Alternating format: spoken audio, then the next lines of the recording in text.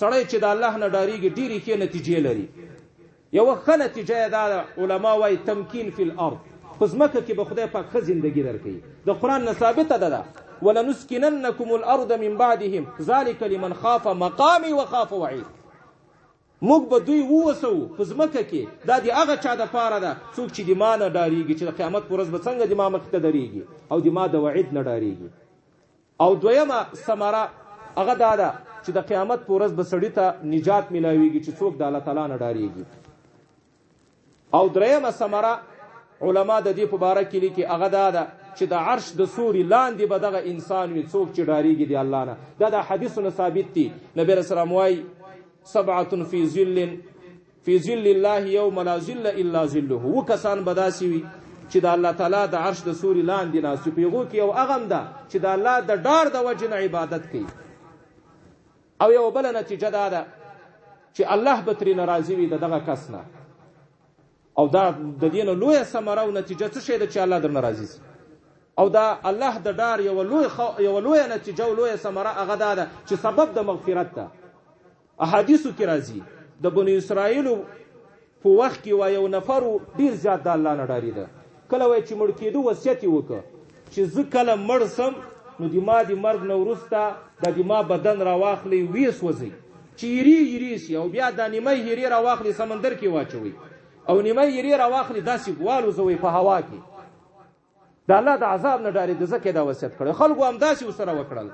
بیا وایي د مرګ نه وروسته الله تعالی هوا ته مرته ویل، سمندر ته مرته ویل چې د ټول اجزا را جمع کوي. ټول را جمع سو، د الله مخې ته ودرېد. الله ورته ویل ولې دې دا وصیت کړی، ولې دې دا کار وکړه؟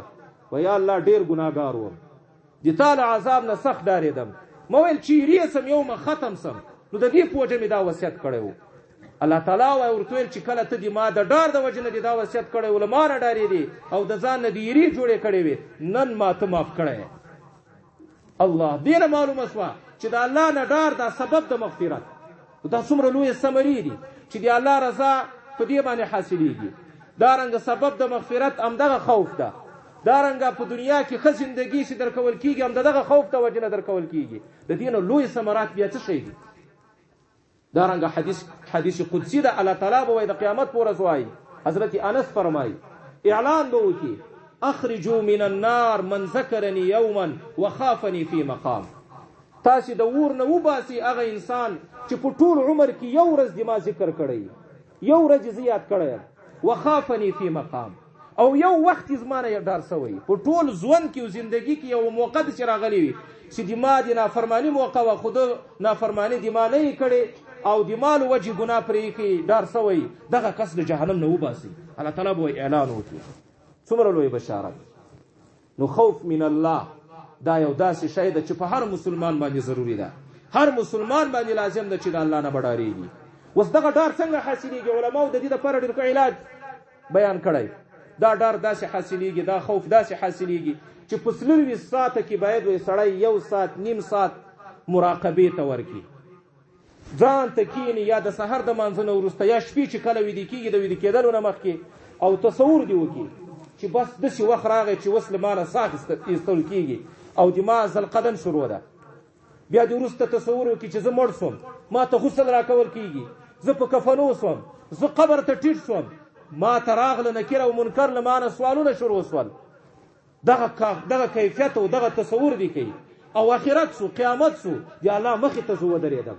نو څوک چې هره ورځ دا تصور او دا فکر کوي دې ته مراقبة الموت وایي، د مرګ مراقبه، دی به د الله نه ډېر زیات ډارېږي. خو د خوف په باره کې علما وایي یو څو شیان ډېر ضرور دي. یو دا چې دا خوف د انسان په ټولو اندامونو سره باید وي. د خوف نښې او علامې چې دي هغه ودي. فقیه ابواللیث سمرقندي رحمه الله 7 علامې را نقل کړي دي د خوف او د ډار. اوله علامه د انسان په ژبه، چې کله د انسان ژبه د دروغو، د غیبت، د نمیمت، د فضول کلامونه محفوظه وي، بس ته پوه سه چې دا انسان دی الله نه ډارېږي. او کوم انسان چې په ژبه باندې غیبت کوي، درواغ وایي، دوه سره جنګوي، فضول خبرې کوي، دا علامه د دې ده چې د الله نه ډارېږي، ځکه دا کارونه کوي. اوله علامه یې په دې ژبه کې ده. دویمه نښه او علامه فی القلب، د انسان په زړه کې ده. هغه څنګه ده؟ چې د انسان زړه د عداوت او د حسد او د بغض او د کینې نه پاکي. دا نښه ده د دې چې د الله نه ډارېږي، ځکه حسد نه کوي د مسلمان ورور سره، ځکه دښمني نه کوي. دا یې بله نښه.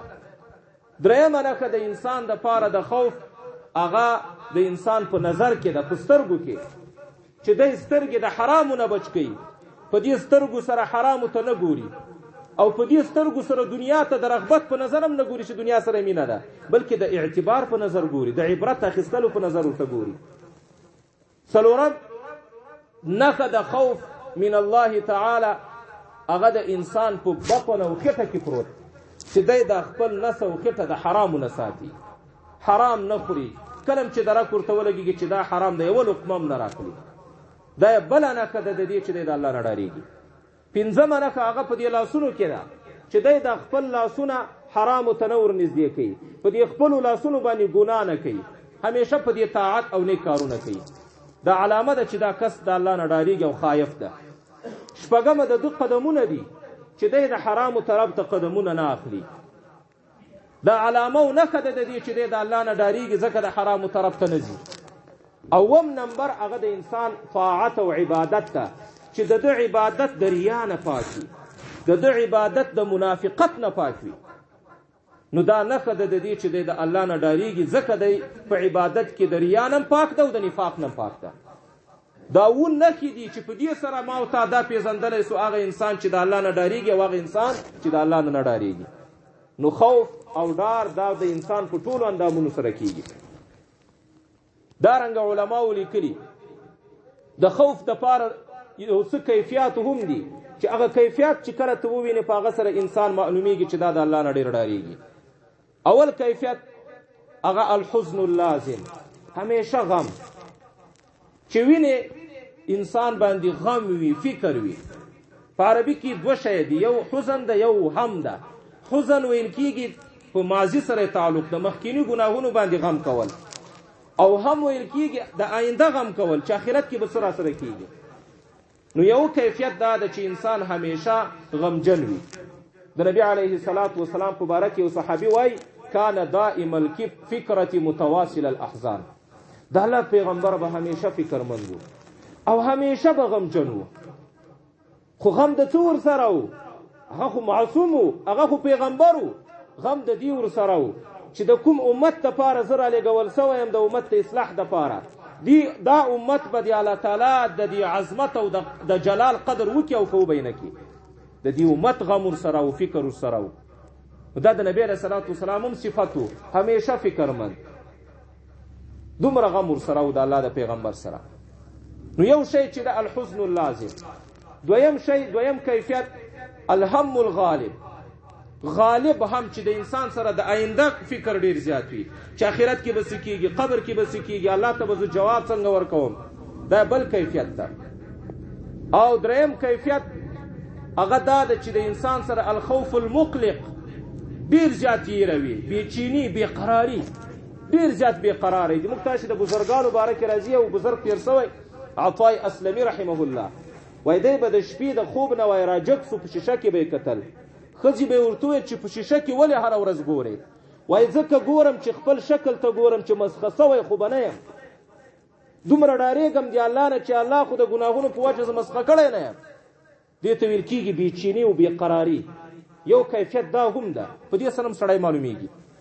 او بل کثرت البکا، ډېر زیات زړل، د الله په دربار کې زیاته زړا کول. دا هم علامه د دې ده چې د الله نه سړی ډارېږي. او څوک چې نه زاړي، زړه یې سخت قساوت لري، نو هغه نه معلومیږي چې دغه کس د الله نه نه ډارېږي، ځکه دی نه زاړي. دارنګه التضرع فی اللیل والنهار، د شپې او د ورځې عاجزي کول، دا هم علامه د دې ده چې دا کس د الله نه ډېر زیات ډارېږي. دا هم یوه نښه ده.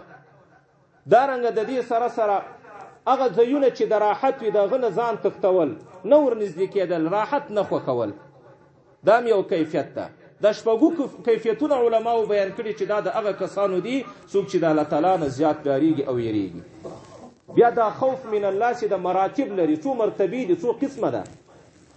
په دغه مرتبو کې یوه مرتبه دا ده خوف من سوء الخاتمه، چې سړی د سوء خاتمې نه وډار شي. همیشه دا فکر ورسره یې چې ما خاتمه به څنګه وي. د بلعام ابن باعوره باره کې راځي د وخت لوی عالم تیر سوی بنو اسرائیلو کې 300 کاله عبادت کاوه، عالم و، خو اخره خاتمه بیا سخت خراب شوه. فمثله كمثل الكلب، الله تعالی دې په قرآن کې په سپي سره یاد کړی. نو د اخري خاتمې اس درک نه کېږي. نو یو ډار دا ده چې سړی په خپله اخري خاتمه باندې وډار سي. دویمه مرتبه د ډار هغه دا ده الخوف من مکر الله، د الله د مکر او تدبیر نه سړی وډار سي. الله وای افامنوا مکر الله، ایا د ما بندگان د ما له مکر نه ولې په امن کې دي؟ نه، همیشه سړی دا فکر وکړي چې داسې نه چې د الله په مکر او د الله په تدبیر کې راس. او بل شی دریمه مرتبه د خوف چې ده الخوف من تقصیر الفرائض المنصبیه، کوم منصبي فرایض چې تا په غاړه دي په هغه کې د کوتاهي نه ډارېدل. مثلا موږ را باندې فرض د حقوق را باندې دي، د مور او پلار د خپلو د خپلوانو د بچیانو، په دې کې خو به مې تقصیر نه یې کړی، کموالی نه یې کړی، د دې نه ډار. دا هم د خوف یو مرتبه ده. څلورمه مرتبه الخوف من رد الاعمال، بعضې وخت کې به سړی د دې نه ډارېږي چې عمل خو مې ډېر کړي بیرته را واپس نه سي، داسې نه چې د الله په دربار کې قبول نه سي بیرته راسي. دا هم یو ډار ده، دا هم یو مرتبه ده د خوف. او پنځمه مرتبه اخري مرتبه الخوف من عذاب الله، د الله د عذاب نه ډارېدل چې داسې نه دي الله په عذاب کې گرفتار سم. حسن بصري رحمه الله بارک راځي وای دی به کله چې را روان و داسې به وای ښکاره کېده چې د یو کس تازه پلار وفات شوی او ښخ کړی، دومره به غمجن و، دومره به فکرمند و. او چې کله به وای مجلس کې کېناست داسې به ښکاره کېده لکه ده ته چې د پانسي حکم شوی چې اوس یې دامېږي، په داسې شکل باندې د ژوند تېراوه. دارنګه د امام ابو حنیفه رحمه الله بارک راځي یو شاګرد یې وای د امام صاحب سره مې یو څه وخت شپې وې، ځکه چې ما د پلار دوست او ملګری و.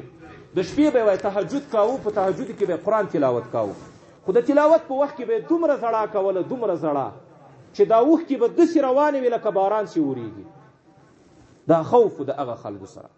رابعه بصریه یو بزرګه تېره سوي، د هغې په باره کې راځي چې د الله د ډار د وجې نه به یې دومره زړل چې شاته یو کس په پسې روان و، هغو به دا ګمان کوو چې چا اودس کړی دلته، دومره اوښکې به یې تویې وې لکه د اودس اوبه چې تویي.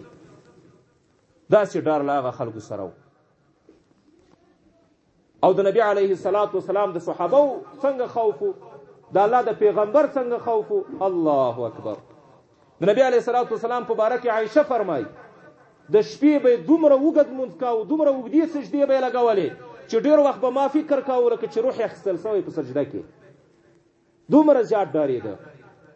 یو ځای کې د الله پیغمبر وایي شیبتنی هود والواقعة والمرسلات، زه صورت هود او صورت واقعه او صورت مرسلات سپینګیری کړم، د ما ویښتان یې را سپین کړه. ولې؟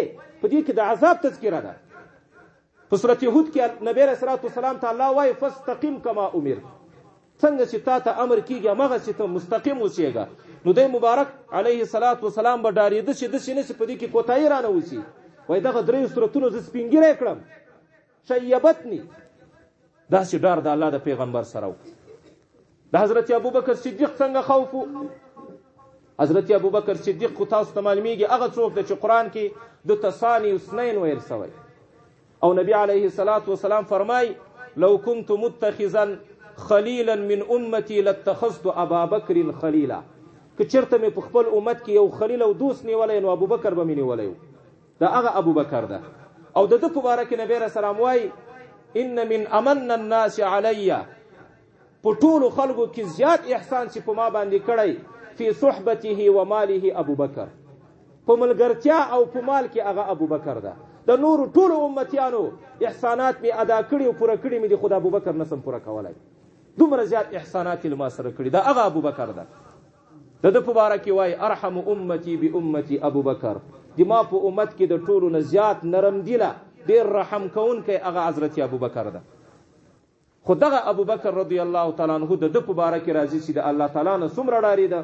ابوبکر وای کاش کې زه یو شجره وای، یو ونه وای تعذر چې کټ کېدلی، او یو وخت یو مرغۍ ولید، مرغۍ ته مخاطب صورته ویلې وای یا لیتنی کنت مثلک، کشکې دې تا غوندې وای، کشکې زه انسان نه وای. داسې ډار لري، داسې خوف.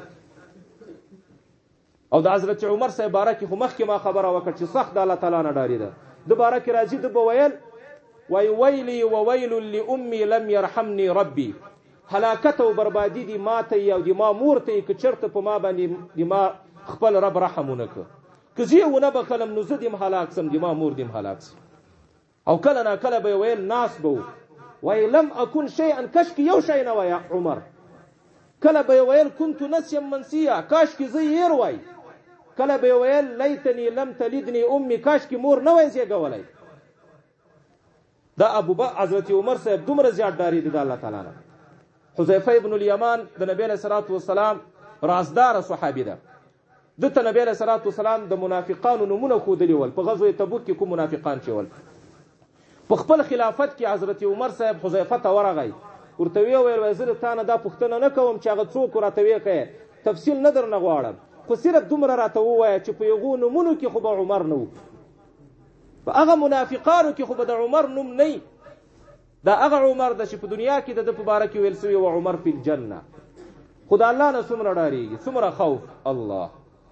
حضرت عثمان رضی الله تعالی عنه، حضرت عثمان هغه صحابي ده، هغه شخصیت لري، هغه شخصیت ته چې د باره کې نبی علیہ الصلوۃ والسلام وای کله به چې د مجلس ترانه وت نبی علیہ الصلوۃ والسلام به صادر وای راواخیست ځان نه تاو کو او که پکې به غزولې او پکې به امر ټولی کړي، حتی دغه بیړی به مو پټ کړي. عائشه به ورته ویل چې د دې مخکې عمر راغی، ابو بکر راغی، په د خپل کیفیت باندې ناس پی د دې ناس دی هيئت نه بدلا، اوس دی ولې هيئت بدل ک. وای څنګه به زه د هغه چانه حیا نه کوم د چانه چې ملائکه حیا کوي، دا هغه څوک راغی چې ملائکه حیا ترې نه کوي، نو څنګه به د نه زه حیا نه کوم. دا هغه عثمان ده. نبی علیہ الصلوۃ والسلام فرمای لكل نبی رفیق ورفیق امتی عثمان، د هر نبی لپاره یو ملګری دی، ما ملګری عثمان ده. خو دغه عثمان څنګه ډاریږي دی الله نه، د ده باره کې راځي ده به ویل وای که چېرته د قیامت په ورځ د جهنم او د جنت په مابین کې زه ودرول سم او ما ته راته ویل سي چې ته حساب او کتاب ورکول غواړې او که بیرته خاورې کېدل غواړې چې خاورې دي کم، زه به ووایم چې زه دا غواړم چې زه د خاورې سم، زه دا وس نه لرم چې زه کتاب او حساب او کتاب ورکم. دا عثمانو داسې یره وه د سره. راسه د ما د تا حال ته ما او تا چېرته د صحابو پسې رسېدلی سو، د هغو مقام ته وګوره چې دنیا کې د جنت زیرې ورکول سوي ول، خو دومره زیات په ډارېدل. حضرت ابو ایوب انصاری رضی الله تعالی عنه بارک راځي، حضرت ابو درداء رضی الله تعالی عنه. ابو درداء هغه څوک د چې د ته حکیم هذه الامه ویل سوی، د دې امت حکیم دی، په دمشق ښار کې قاضي و او الته سید القراء د ټولو قاري صاحبانو سردار دی. دی به هم ډېر زیات ډارېده د الله تعالی نه، ډېره یره به یې کوله. حتی د دې یو ورورو سلمان نومېده، هغه ورته وویل دومره غم ولې کوې، دومره فکر ولې کوې، دومره زیاتې روزې نیسې، دومره عبادت کوې، د دې تا د نفس هم په تا باندې حق ده. نبی علیه الصلوۃ والسلام هم د سلمان تصدیق کړی وایي رښتیا وایي دومره زیات فکر او غم مه کوه. خو دغه ابو دردا وایي که چېرته ما ته دا معلومات وسو چې یوه سجده مې قبله سوې دي الله په دربار کې، دا د ما لپاره د دنیا او د ما فیها نه بهتر ده. نه دنیا غواړم نه په دنیا کې څومره شی سي دي چې صرف دا معلومات وسي چې د ابو دردا یوه سجده قبله سوې. دا د صحابهو کیفیت و، داسې ډار ورسره و. دارنګه د عبدالله ابن عمر په باره کې د حضرت عمر صاحب زوی، دا هغه څوک ده چې د ده په باره کې نبی علیه السلام فرمایي نعم الرجل عبدالله، ښه سړی نیک سړی عبدالله ده. دی به هم د الله نه دومره ډارېده، ویل به یې وایي که دا معلومات ما ته وسي چې یوه سجده مې قبوله ده یا مې یو درهم صدقه قبوله ده، نو بیا زه د مرګ نه پرته بل شی نه غواړم، بیا دا غواړم چې زر دې ما ته مرګ راسي او د الله تعالی سره زه پیوسته سم. د صحابهو داسې ډارو. د امام محمد ابن حسن الشیباني باره کې راځي، د امام صاحب یو شاګرد تیر سوی د موږ د تاسې د حنیفي فقه ده راجمع کړې، د ده باره کې راځي وایي دی به همیشه غمجن و، خندل به یې نه، ډېر فکر به ورسره و. یو ورځ چا ورته ویل دومره فکر ولې کوې، دومره غم ولې کوې؟ وایي څنګه به هغه کس غم ونه کړي چې خلکو د څټ نه پول جوړ کړی. پول د دې څه مطلب؟ د دې دا مطلب دی په خپل وخت کې مفتي و او افتا فتوا ورکول، یو چاته مسله بیانول، دا ډېره لوی سنګین کار ده، ډېره لوی ذمهداري ده. او چې چاته یو مسله بیان کړي او یو شی ورته حلال کړي او هغه حلال نه وي، نو د دې مفتي او د دې چا چې ورته بیان کړي ګرفت او مؤاخذه د ده کېږي او هغه کس به جنت ته ځي، خدا به نیول کېږي. نو ته به ویل چې خلکو خو د ما لپاره د ما څټ پل جوړ کړی جنت ته پځي، خو زه به څه کوم داسې نه چې زه خپله په جهنم کې وغورځېږم. دا یې مطلب و. د دې وجې نه وایي زه ډېر زیات ډارېږم. دا د امام محمد ابن حسن شیباني باره کې راځي. دارنګه ډېر نور صحابه محدثین بزرګان سړی چې واقعات وګوري چې د هغو حالاتو ته وګوري چې څومره زیات په ډارېدل د الله تعالی نه، نو همیشه د الله نه ډار پکار ده. او د دې